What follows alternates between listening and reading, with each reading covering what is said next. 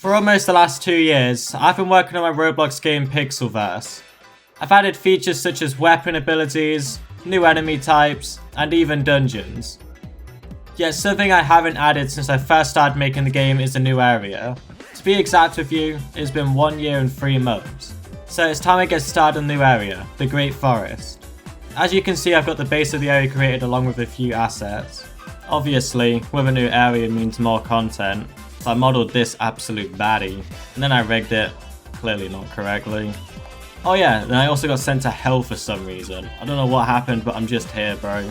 Anyway, I fixed the rig and created a few animations. We've got the idle animation, walk animation, and attack animation. Although, the attack animation doesn't play correctly.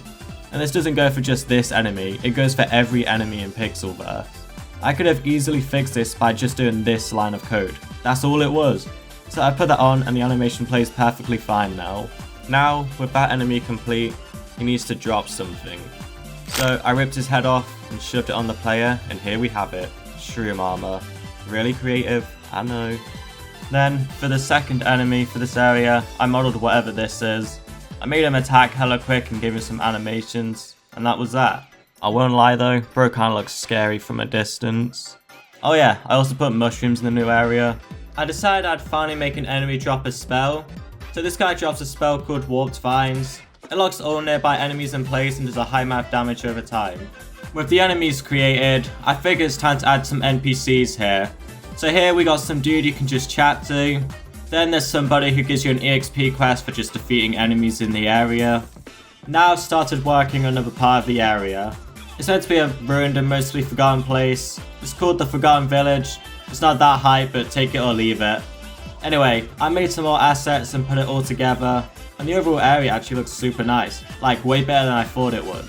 I even made a spot for a dungeon. So whilst we're here, why not make the dungeon? But before I do that, I need to make it so I can actually have multiple dungeons in PixelVerse. When entering a dungeon, you get teleported to another place.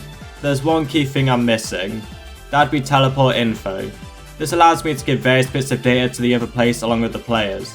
So I just simply made it check for the dungeon, then it would load the dungeon if it had that name. With that, I can start designing the new dungeon. I created 10 different rooms. They are all a bit different from each other. Some of these I actually created on stream, but they all turned out a-okay. I set up the rooms and started testing the dungeon generations. I mean, it's got a few problems and the boss room is the wrong way around, but other than that, it's not the worst. Anyway, I fixed that and then added all the other rooms. Honestly, once it's all put together, it starts to look so bus. It only took 5 years of my life, but other than that, it looks pretty rad from the outside. It's time to add some of the new enemies to the dungeon, but I've had this bug for ages now.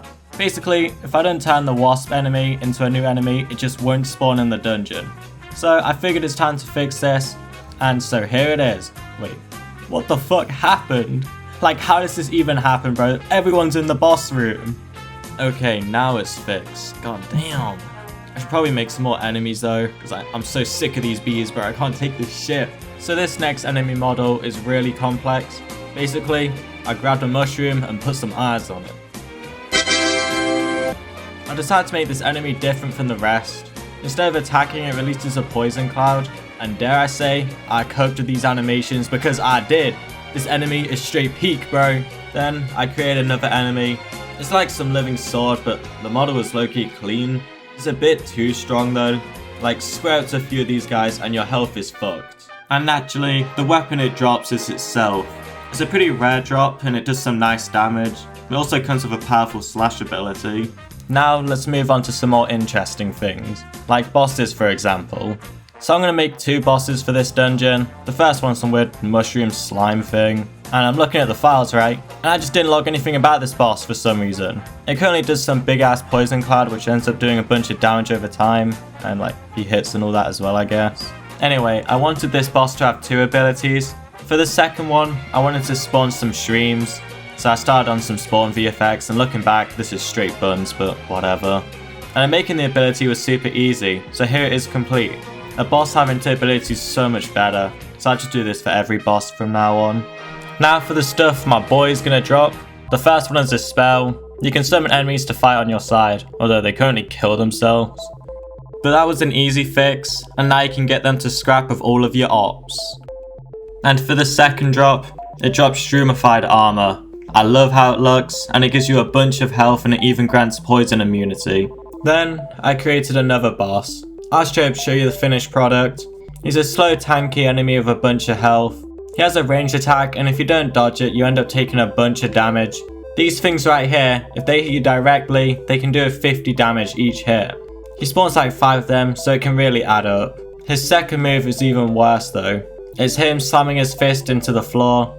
You have about a second to react.